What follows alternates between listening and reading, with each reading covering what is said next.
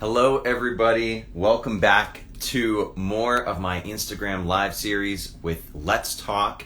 Today we have a guest who is going to join us shortly. She is a commentator, an outspoken online thinker and personality, and we're going to hear what her international perspective is on the United States and on many of these fairly heavy and unprecedented issues that we're facing today as a country. She's found a lot of success in speaking about these in a very studied and thoughtful manner, and I want to share that with you guys today. So, Elizabeth, hello. Hi, how are you? I am doing really well. How are you? I'm good. I'm good. Awesome. So, quick intro for everybody who's going to be watching this live and watching this when we post it. Guys, Elizabeth is an outspoken thinker on modern culture. I know that you found some real success on Instagram and TikTok, just kind of thinking through what's happening between COVID, American leadership, the rise of socialism. And I think you've also been on some noteworthy news networks speaking about that because of the success that you found. I think traditional news is kind of trying to find viral individuals and tap into them because they're finding out that that's the way of the future. So is that a fair explanation of what you're doing now? Yeah, I would say all of this has kind of come unexpectedly. I didn't really expect, especially when it came to the national news channel. It was sort of I just wanted to get my thoughts out there. I felt like I was holding in my thinking. I was sort of talking to my family about this, Yeah. but whatever I saw on Facebook or on Instagram kind of was completely the opposite of what I thought. So I wanted to find a place where I could just say my thinking. And TikTok, I know there's a controversy with TikTok, but TikTok, I didn't really have that many people on there, so I thought it was like a place where I could start fresh. Surprise. And then, the rest is history. And one of my videos went viral when I was Yes. talking about, the parallels that I was seeing with Venezuela when first things first started going sour for us, and when what I'm seeing here in the United States when it came to, the protests and the statues coming down, etc. And I made that comparison. And well, the video sort of made it all the way to Fox News. Yes, it was Fox News. Okay, yeah. I'm sorry, I forgot which network it was. Yeah, so No, Fox News, it's and they fine. had you Skype in, right, and talk to them about this. Exactly. Yeah. Awesome. So that brings us to really my first question. I always love to hear people's story. Tell me about you, about why you ever sat in front of a camera and said, "I'll think through this publicly. I want to share my thoughts. I want to share my journey." And then why you continued doing it once it went viral. Because I think some people would say, okay, like once is enough for me. I'll step back. I get a lot of hate. Everybody gets a lot of hate. And maybe that would kind of deter some people. So why didn't you do that? Why are you doing what you're doing? Who are you? And what do you care about? Well, I would say I definitely was tempted to sort of shut everything down Yeah. because I like when the video first started going viral on Twitter. I started feeling a little bit overwhelmed, like this is not really, I wasn't ready for this. And then all these people sort of following me, commenting, like to say more. I started feeling a little bit of a pressure Yes. to continue to what I was already thinking. I was born and raised in Caracas. I lived there up until the point where I was 16.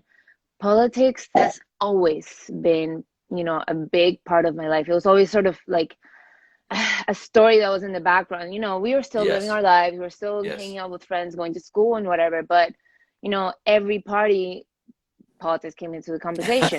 Now, And real like, quick, when you were 16, what date was that? Was that 20 somewhere mid 2000s? yeah, 2008. Okay, gotcha. Yeah, yeah. Yep. And then I went to boarding school. So thankfully I have family that can afford to do that, so I Yes. I have that privilege. I am lucky in that way, so I appreciate that because a lot of people just didn't have that and are still stuck Mm, back home. yeah. And then I finally came to the United States when I was 18 for college. But yeah, like politics was always there. I remember even talking about politics when I was on fifth grade, like on recess with my friends and discussing how, very naively, Yes, about the, yes. the Cuban Revolution. And because we would hear the Cubans, there are a lot of Cubans that didn't come to the United States. They went to Venezuela because Venezuela was sort of the place to go if you didn't go to the United States in the Yeah. side of the world back Wow. then. And so a lot of Cubans in Venezuela started saying, you got to be careful here. Mm. And of course, we naively said, oh, no. Like, we know what freedom is like. Like, Venezuela was a place that freed Colombia, Ecuador. I mean, it was the birthplace of Simon Not Bolivar. too long ago. I Yeah. mean, we were kind of the place, like, George Washington. We had our own George Washington there. I mean, we like all of our history sort of indicated that we were going to be free always. So yes, we had some dictators here and there, but they didn't last long. Right. So yeah, when we would discuss politics ever since I was growing up, and I went on to college to study international affairs and political science because it was something that I could always bring my thoughts back into. I was always kind of injecting politics into Mhm. conversations. I didn't necessarily want to do politics, but I thought it was important that people were aware of what was going on and were Yes. aware of what was going on in the world. I had a teacher in my boarding school that her family left Russia during the Red Terror, so she was also very aware of that, and thankfully she taught us a lot about the Russian Revolution and what happened in the Soviet Union there, which I don't think people are taught very well here because it seems like people kind of go towards Hitler, but they Hmm. don't so much think about Stalin and what he did and how Oh, many people all the he time. killed. Yes. How I many? say in Yeah. American history, especially. Yeah. Exactly. So anyway, I ended up here. I went to college here, studied international affairs and political science.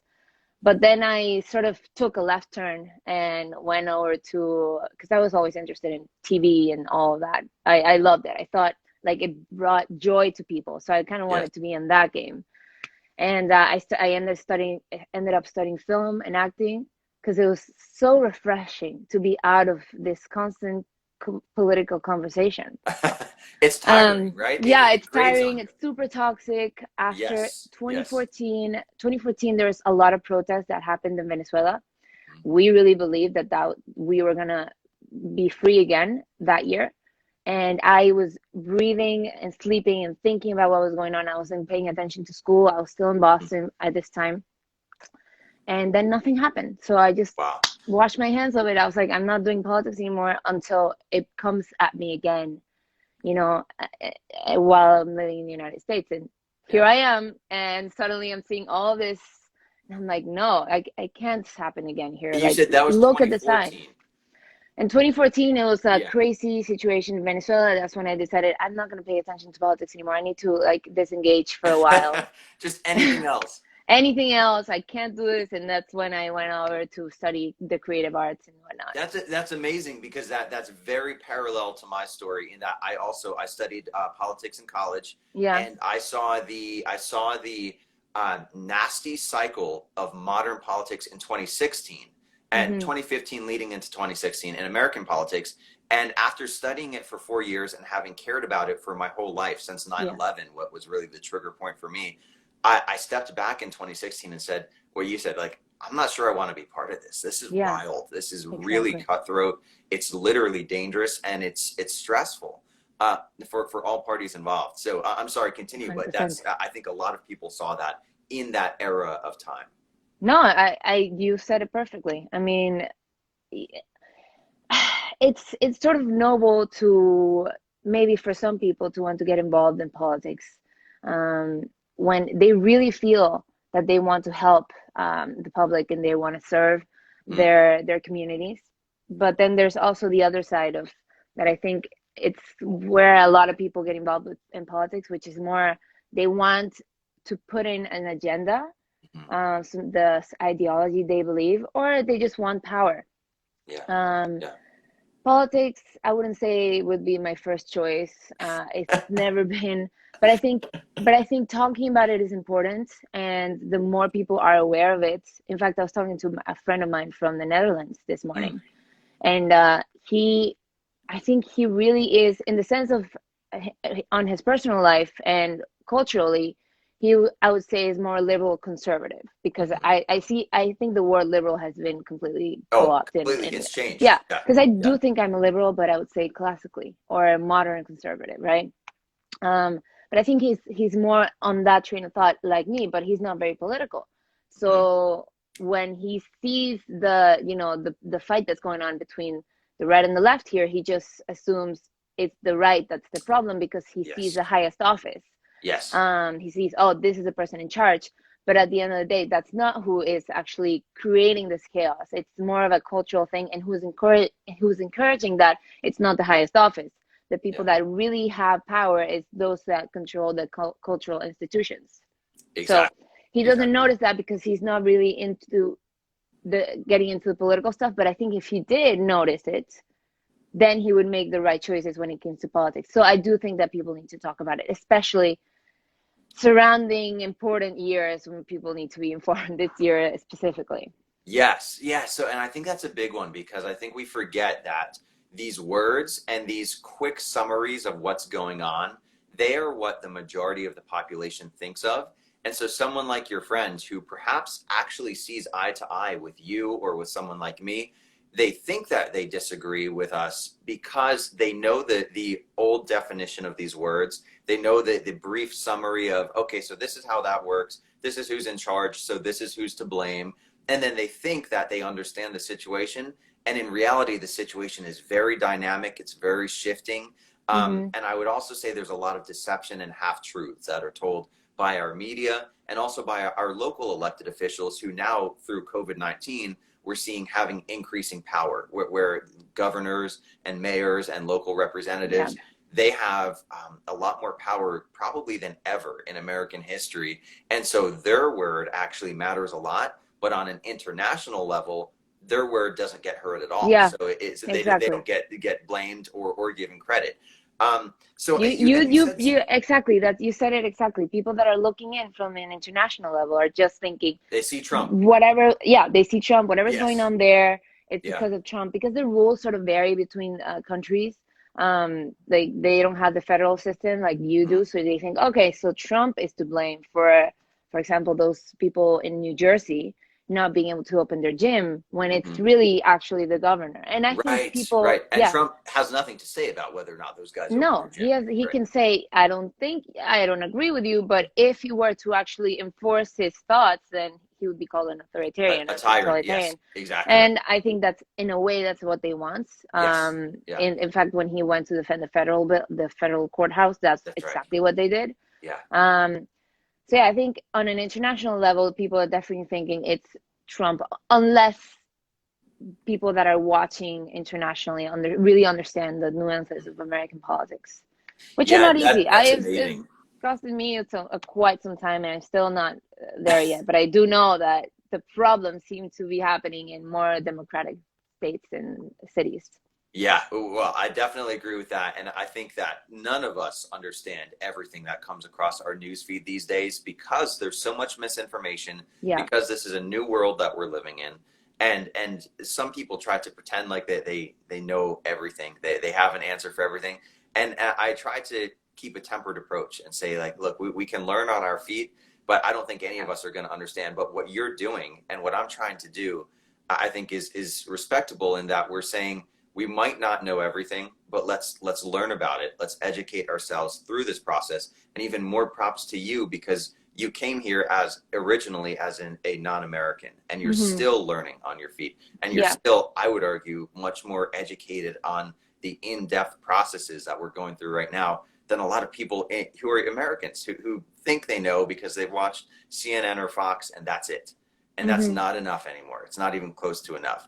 Now, you mentioned something along these lines of definitions and changing definitions, that Hmm. is really, really important here. And I see some people commenting down below. Most of them were just agreeing with what you're Yeah. saying. But I want to tell anyone who sees this, yeah, feel free to comment, ask questions to either of us, to Elizabeth or myself.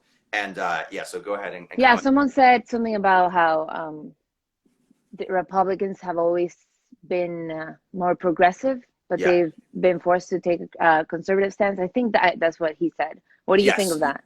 I saw that too. Yeah, and that's true. So if we look at things like slavery, or even like starting the national park system, which is Hmm. really the beginning of the environmentalist movement in what it used to be before it was politicized. Both of those were under Republican leadership, fighting slavery, and fighting for an environmentalist movement of having national parks and preserving land. So those are two examples off the top of my head of traditional progressivism. I agree. And that actually brings us to what I was just thinking of. So traditional liberalism, you said something that I completely agree with, which is Hmm. traditional liberalism is, it's about freedom. It's about liberty. It's about, when you say someone's very liberal with something, if you're not talking politics, what you mean is they kind of, they're not extremely strict in their rules. Yeah. They impose, or they value freedom. That's what traditional liberalism is. But what we've seen now is that liberalism has been, in the West, at least in the United Yeah. States, it's been changed from liberalism to what I would call leftism or Okay. radicalism. And so we've got liberals, traditional liberals, like yourself, or like someone who I enjoy watching a lot, Dave Rubin, who is a Mm. gay Jewish left of center individual. Yeah. And He's their great. liberalism is one that says, hey, I don't care if gay people get married, like leave them alone. Hmm. That's their traditional liberalism.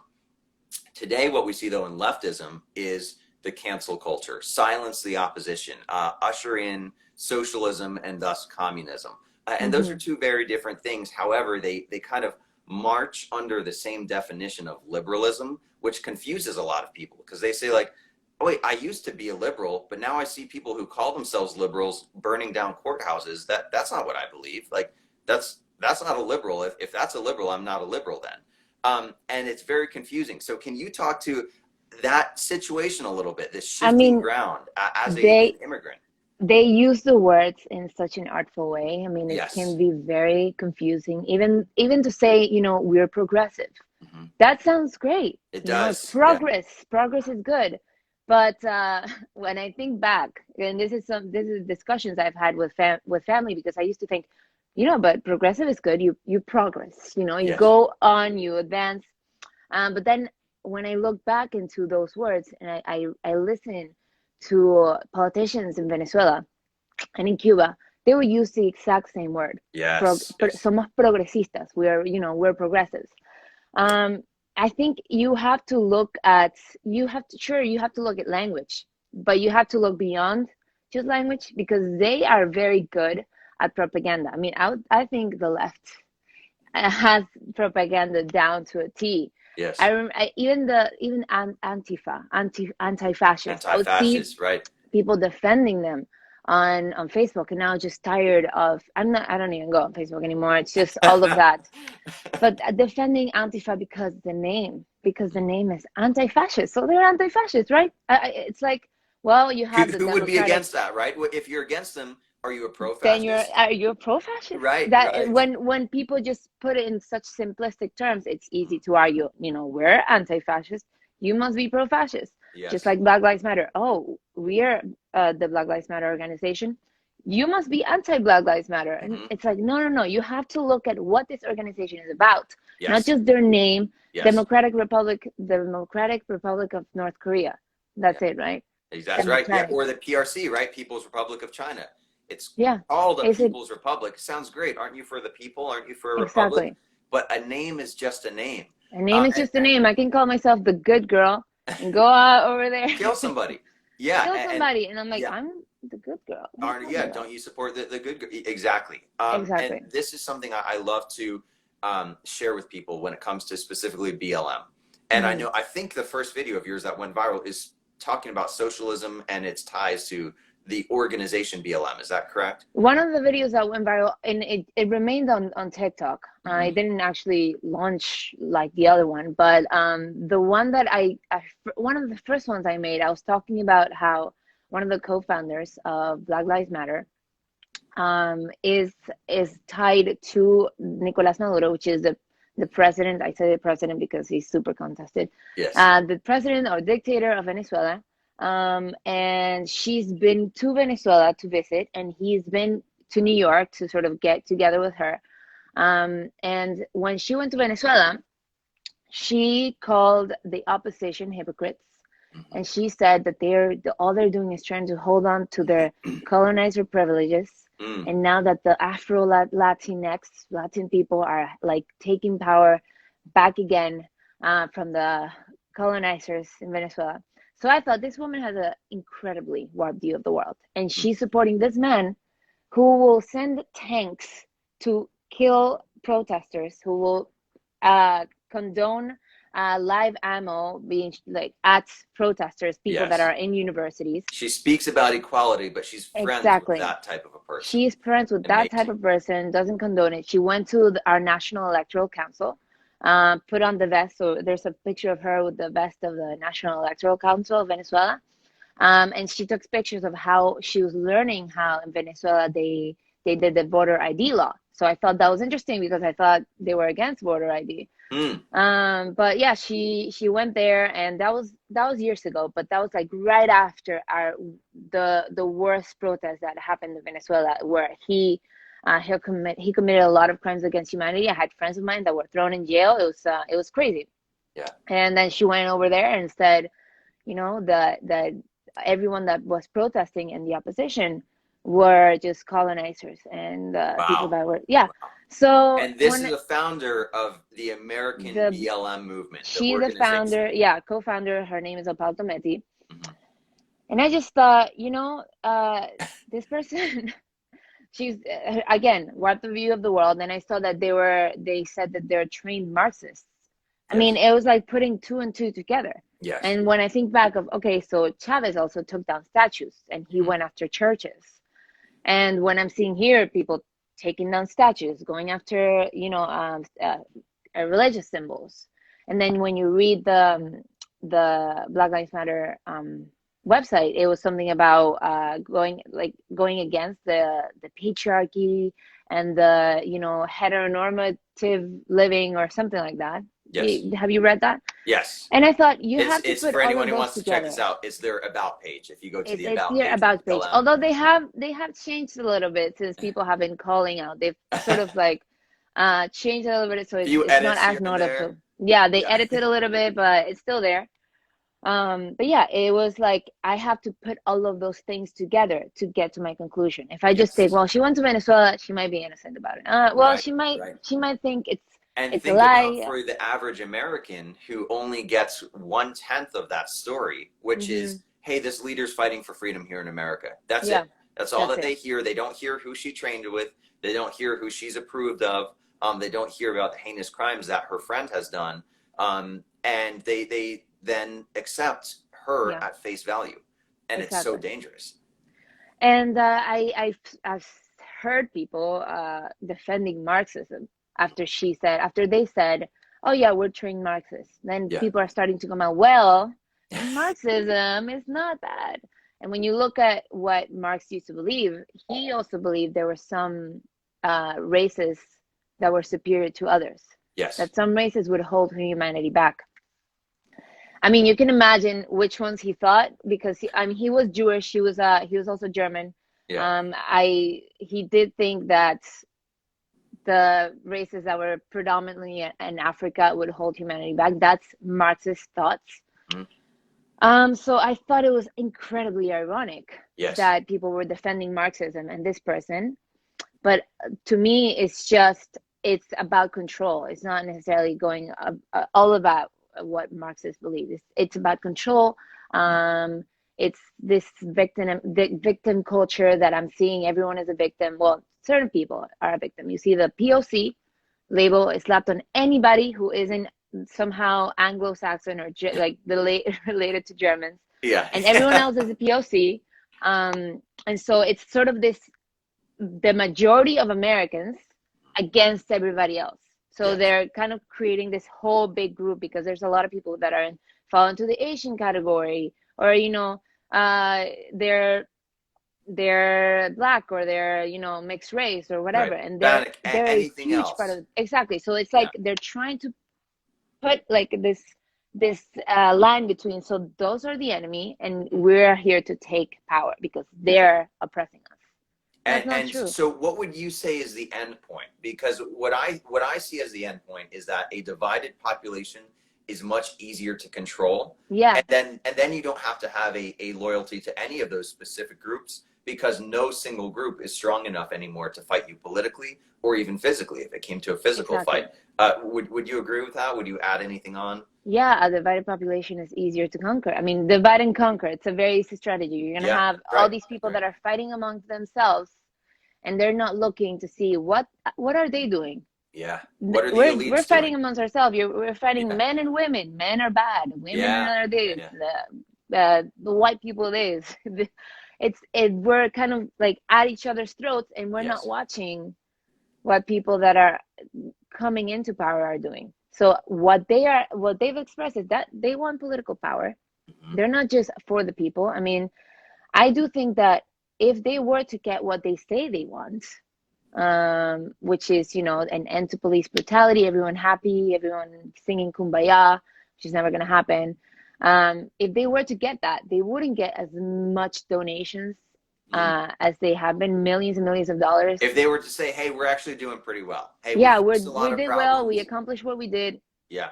What would happen? They need as much as a spotlight as possible when Yeah. things are going wrong.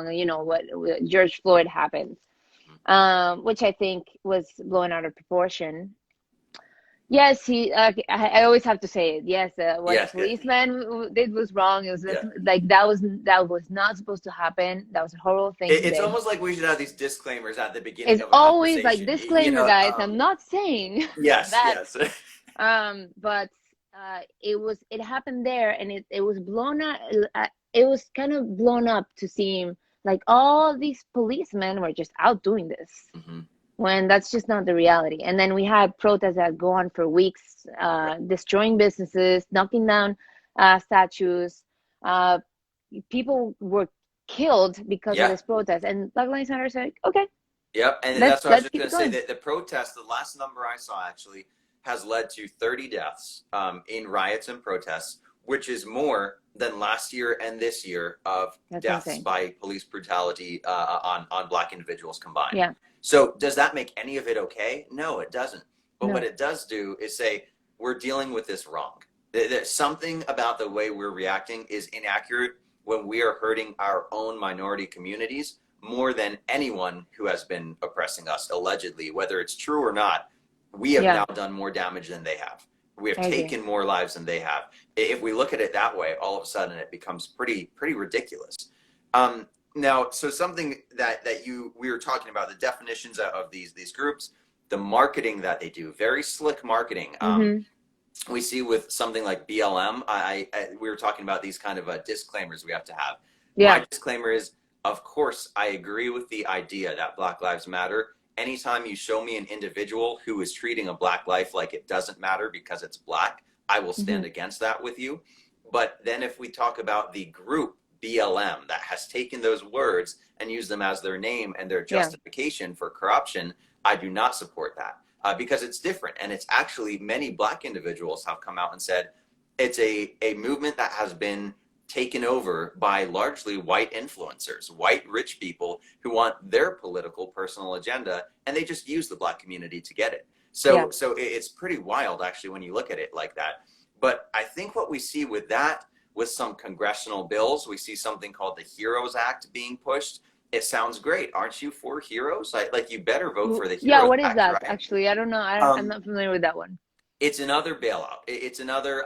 It is 1,815 pages long, which I think is ridiculous. One of the things I support is limiting the length of congressional bills, Okay. because what happens in those huge bills, where it's longer than most novels, is that people will slide in little policy somewhere on page 751, which no one reads. Oh, No yeah. representative sits down and goes through all 1,800 pages.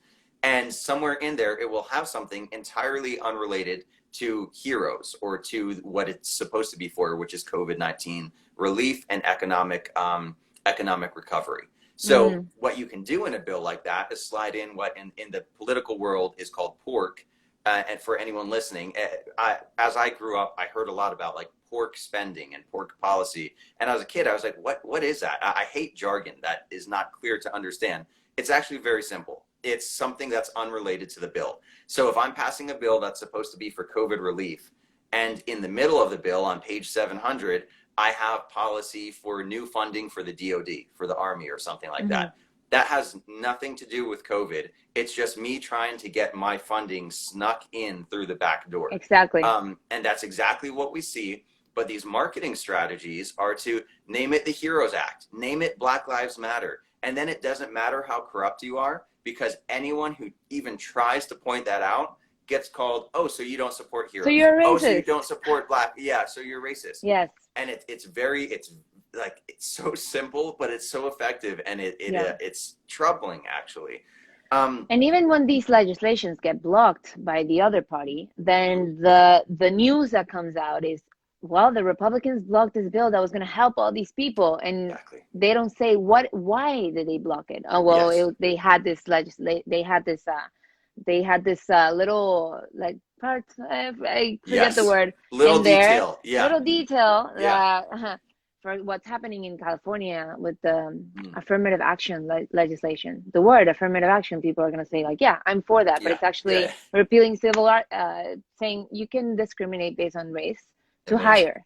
Yeah. And people are like, yeah, it's affirmative action, so it's fine. Right. But they don't read what is in the affirmative action. It's just the title. It sounds nice.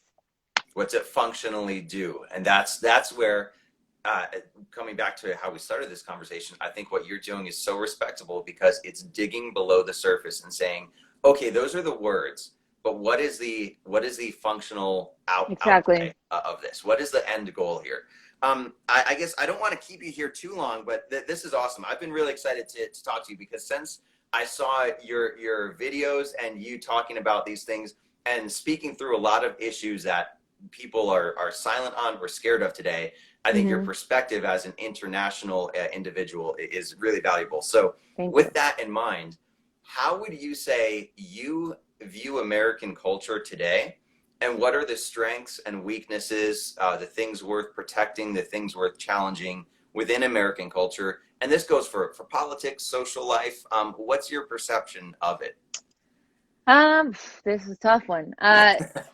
When I was living abroad, I would come to the US to vacation quite often, and I would watch American TV shows. And I just had the perspective that, Americans were more liberal. And that word, you know what it means, in the sense it's they're more free when it comes to their family, when it comes to, their dating habits and whatever. I thought they're a little bit more free. Let's use that word. Yes. Yeah. And when I moved here, I realized it's a very individualistic, which is good in a sense, but it's also pushing sort of like the family out.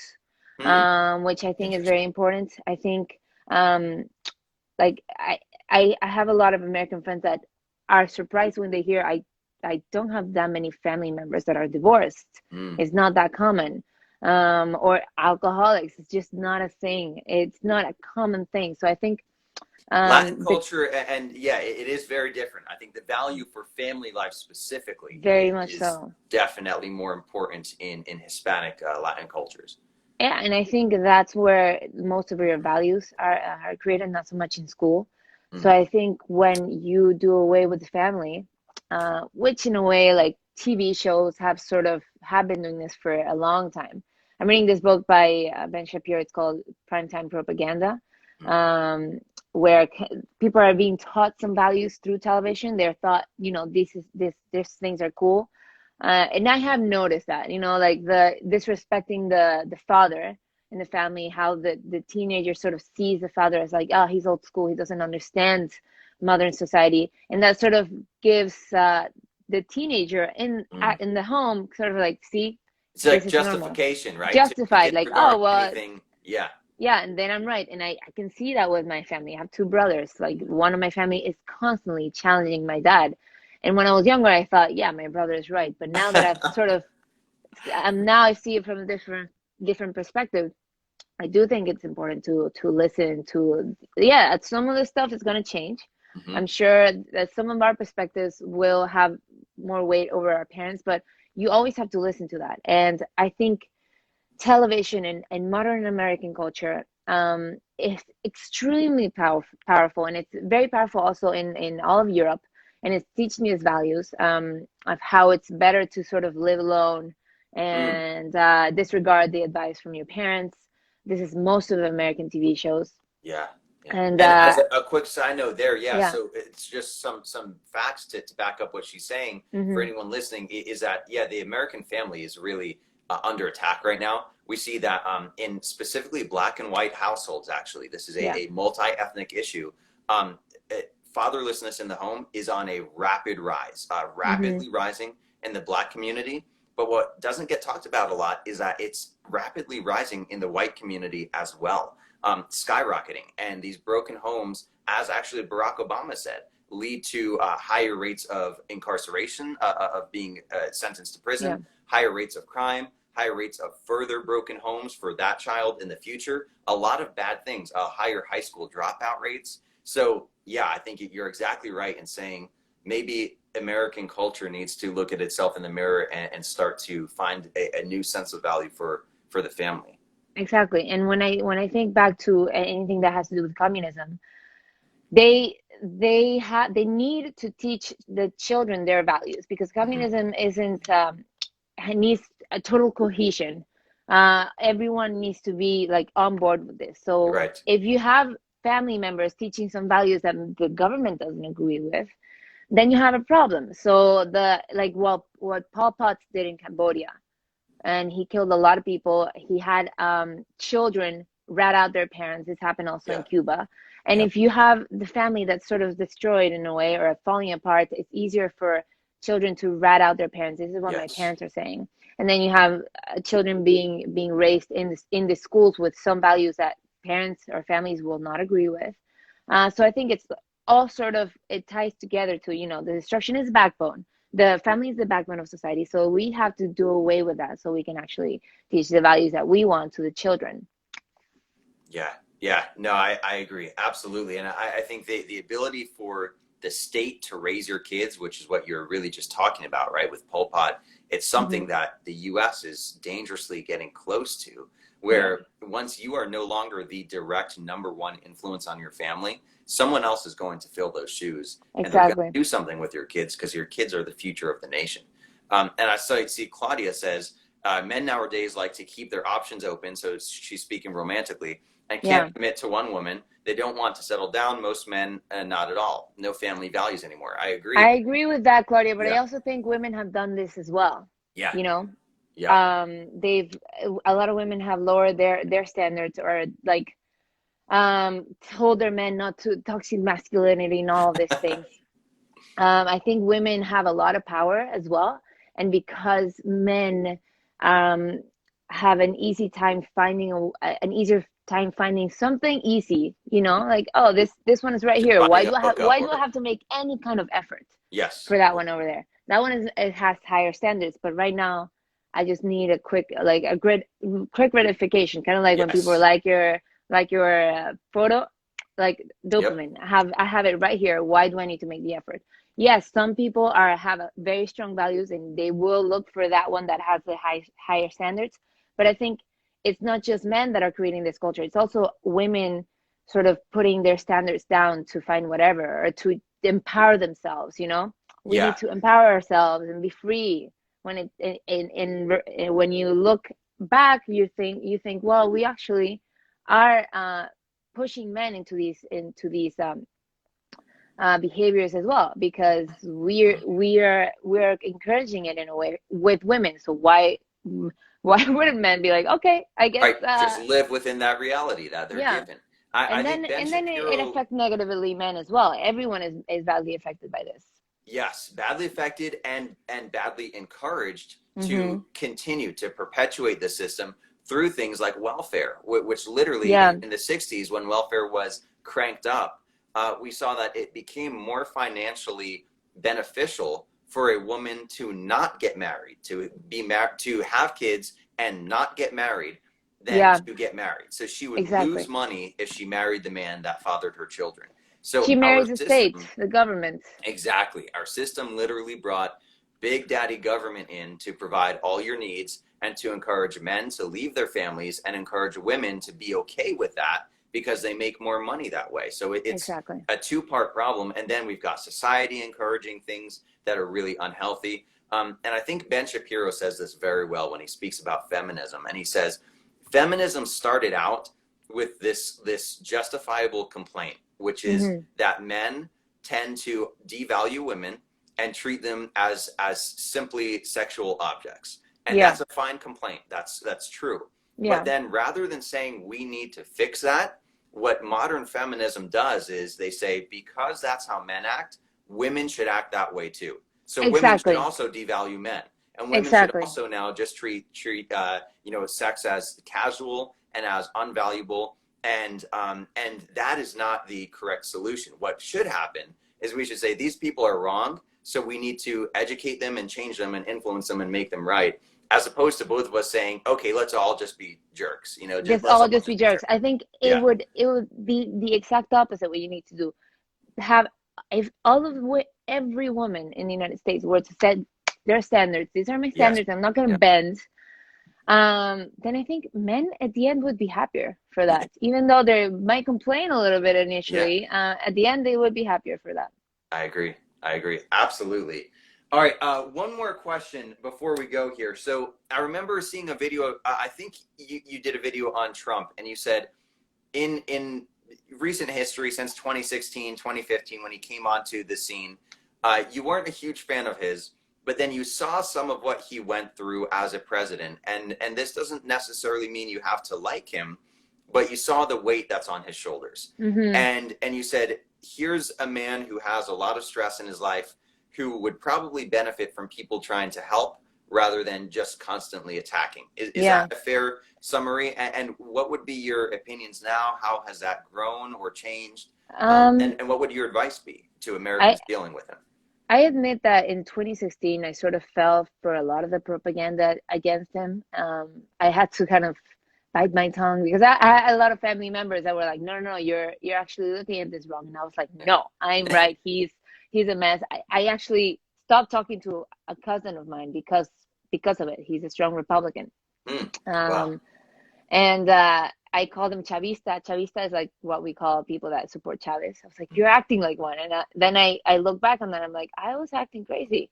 Um, I I disconnected from politics again after his election, and I sort of started hearing people that I respected that said, I actually appreciate his policies.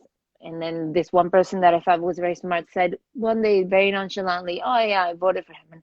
And they were adults, sort of friends with my family, and And I before you heard that, you respected the person. yeah, Is that I respected the yeah? person, and so I was like, "There's something here," and Mm, I'm not gonna speak on this because there's obviously information that I'm not aware of. Um, and I think sometimes it's hard to recognize that because your ego mm, doesn't want to recognize that you might be wrong. So when you see evidence that you're wrong, then you might resist it and say, yeah, "No, no, no, yeah. I'm not wrong. They're wrong." And because We it's all do. hard to Yeah. say, it's a blow to the ego. So I spent some time kind of neutralizing my opinion on him, and then looking at what he was doing, and when I realized the stuff that really had put me over the edge about him were not true, Mm, were actually fabricated or taken out of context. That's when I realized this guy is, he's neutral. And then I saw that picture before, even before then, the picture of him just walking it. It just felt like this guy. He had the weight on his shoulders. I'm not gonna add to that burden. So it made me see him as a human being. I wasn't gonna blame him for the troubles of the world. And then of course I got into the political rabbit hole, I would say. In 2018, I think when was it that the caravan was coming in through the southern border? I think that was 2018. 17 or 18. Yeah. Yeah. And people sort of assumed that I was for letting everyone Yeah. just waltz into the United States because I'm from Latin America. And I was like, no, that's insane. You can't just let everyone in. You have to have some sort of border control. Mm, And for us in Venezuela, we did have this problem in the 80s. People were coming in from other countries, sort of like seeking the Venezuelan way of life because yeah. our like average salary was three times higher than Colombia's salary. So a lot of people from poor neighborhoods, parts of Colombia or South America were coming into Venezuela because they saw the class mobility easier there, but they sort of expected the state to provide for them. So there were some leftist policies that I think ruined us as well very early on. They collapsed the public system. So I knew the problem with illegal immigration. For us, we're a smaller country. We were sort of organized, but then when all these people came in and demanded all the public help, then that's when things started going downhill. The crime went up, the poverty went up. So yeah, I was very much against the idea of like massive amounts of illegal immigration, and that's when I was like, actually, Trump is right on this one. And I had a lot of friends that I was living in LA then, and they were like, you're gonna side with him on this, and I was like, I'm defending Trump. What's going on? So of course, like that was sort of an eye-opening thing, and I started looking at other things that he was doing, that he was talking about, and I couldn't disagree with him when he defended like the opposition of Venezuela so strongly. I was like, well, I'm obviously gonna side with him on that. Like, I'm not gonna be against him talking about Venezuela and the way he talked about Venezuela and our problems. So I said, there's no way he's against all Latin Americans if this is the way he refers to us. So of course I looked at what he said about Mexicans, and he didn't say all Mexicans. He said some Mexicans that are coming in, which is true. Which is true. Factually true. I mean, I'm sorry to say it. The way he said it might have not been the best, the way he phrased it. But that's just him not being diplomatic, not being, I think about my grandfather, both my grandfathers, and if they had been put on a stage with a mic, what they have said. They were great people, but they probably would have messed up a lot in the way. Maybe not the most tactful. That's a great way of thinking about it. Not the most tactful people. Very good people. Who you respect, who at the end of the day would have wanted to help individuals. Yeah. But the way they'd say it might lack some tact. And I think that's a completely fair idea about Trump. Is like, look, he does good things, but he could really benefit from a little bit better communication. Exactly. Yeah. Someone asked, what advice do you have for those in relationships with partners who don't share the same values? You wanna take that one? Okay, yeah. So I saw this one. So jumping back one topic, this is a hard one. It depends. I see in the question it says just in a relationship. So if you're not married, you really, I would suggest, this is my opinion, you really need to check yourself where you are with that person.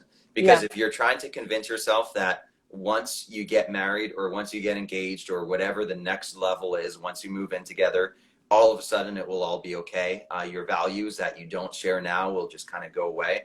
You're fooling yourself. That's not the case. So check yourself, have an honest conversation with them about it, a very direct conversation. And if you don't see it moving in the direction of unity and understanding, my sad advice is I think you need to end it. You need to walk away before it gets worse. However, if you're married, it's different. If you're married, I'm a Christian. I don't believe in divorce unless it's under extreme circumstances like abuse. I think you should try to work it out with your spouse. And also, I'm just a logical person. I think that it's better once you're married to work it out than to go uproot your life. So then you need to really lean heavily on those conversations and maybe even counseling. Find people who you trust, who are well established, but who are outside of your relationship. I don't mean your best friend or your mom or your sister, because they all have a dog in that fight. They all have a personal opinion. So it's not weak to go to counseling and find out a way to work through those issues. That's my advice. That's the first, I think, relationship advice I've given on my campaign. I don't know. It just went there. And I would agree with you. I think values are really important. You need to prioritize which ones are the most important to you, which ones are you willing to kind of compromise on. But I think when it comes to values, that's one of the biggest things when it comes to relationships. If they don't share the things that you really believe in. I would say, for example, I would never date a socialist, but that's just me. I love it. I see some questions. Let's see, 89 days, yes, until the election here. Yeah. That's good. I wish some people who are brainwashed to hate President Trump actually looked at his policy and see his greatness. Yeah, I agree. I mean, there's a big difference between the way someone is sold to you in the media and who they are based on what they do, based on their policy. Like in the very popular clip from Batman, right, is where Batman is told, like, it's not who you are underneath, it's what you do that defines you. I think that's actually fairly true, Yeah. especially in politics. So if you have a person who's a flawed man, as we all are, like Donald Trump, and you might say, I don't like this about his personal life, or I don't like the way he speaks here. Okay, that's fine. But what he does is truly what defines him. So look at the policy he's done. And if you still disagree with his policy, fine. Then at least you have a logical reason to dislike him. But if you don't disagree with his policy, as it sounds like Elizabeth was your story, you're like, wow, I like his policy. Yeah. And I just think that on a personal level, maybe we would never be best friends. I wouldn't tell my son to talk the way that he talks. That's fine. And I think that that's a perfectly fair conclusion to come to. Wow, everyone's, as we're like winding down, everyone has all these comments and questions now. How do you speak to a family member who thinks socialism, communism is just a word? Ooh, okay. You have personal experience with this. I'm going to give this one to you. Well, obviously it's not just a word, it's an ideology. You look at what historically has communism and socialism, what have those ideologies done? And a lot of people have been killed. Socialism, you basically need total cohesion, or like at least consent from population to enact these policies. So and obviously not everyone is going to agree. So you're going to force people to subject themselves to an ideology. Otherwise they need to leave, or they need to be purged from society. Historically, communism and socialism has not been just a word. Historically, they've caused a lot of death, I get that word in English, man. People being killed. Cuba, you see the USSR, people being sent to the Gulag, people being shot because of disagreements in Cuba. Obviously, not just a word. All words have meaning, and the meaning of socialism is packed with millions of people their lives being destroyed, and people being killed. So I would say that person needs to look into history and inform themselves, because not just a word. Yeah, absolutely. Agreed. And the one historical fact that was actually news to me, I love history, and I didn't know this until within the last 2 years. The Nazi Party had socialism in their names. Nazi is an acronym for what Americans would have called them. But in German, what their name translates to is the National German Socialist Workers' Party, or National Socialist Workers' Party of Germany. Either way, the Nazis were socialists. People, like, that is literally in Western education, nobody is told that. Nobody is told that. They're just the Nazis. And we actually let ourselves believe that Nazism was a far right-wing extremism, that it was authoritarian right-wing nationalism. It was socialism. Nazism was an offshoot of socialist communist ideas. And look at the people that were targeted during the Nazi regime. The Jews. Why were the Jews targeted? Was it because they hated their religion, or was it because the Jews had a lot of economic power as well? That's right. That's exactly right. And they wanted to tap into and limit that. I saw someone commented, is your opponent willing to debate you? I look, here's what I tell people. Number one, I'm trying to make a debate happen. I am sending out official requests, and I'm calling him out as much as I can. But I like to tell people, if I was one of his advisors, I would tell him, don't debate that guy, because he will rip you to shreds. Isn't that what happens with AOC? That she does not debate anybody? Yeah, and I think that's self-preservation. I think these people who know they have bad ideas, they don't want to be pushed on them, they don't want to be tested, and they don't want to be, the word I really love is exposed. They don't want to be exposed for the paper-thin, authoritarian idea peddler with these kind of regurgitated gelatinous ideas that they just shove in your face because they sounded good when the last politician said them. And so, yeah, I hope he's willing to debate me. But if I was on his advisory team, I would tell him, don't go there because you will lose. Let's see. Nazis are on the left. Yeah, that's correct. Thank you both. You're welcome. What are you guys talking about? Go back and rewatch it. It's like an hour long at this point. People like to speak before they do their research. Yes, Nazis were for the people, but what I'm afraid of now is those people will be too proud to back down from their points. Also, I think people sometimes do things for what they believe is the good of the people, but the good of the people for them is something different than Mm, what actually I don't agree with this, and yet, well, it's for your own good, so we're gonna do it. It's if whatever concept they have in their mind is for the good of the people, they will sacrifice everyone, like they will put people and sacrifice them because for the good of the people. It really depends on how what they're looking at and what they are thinking is good for everyone, and that definition will change between from person to person you know yes.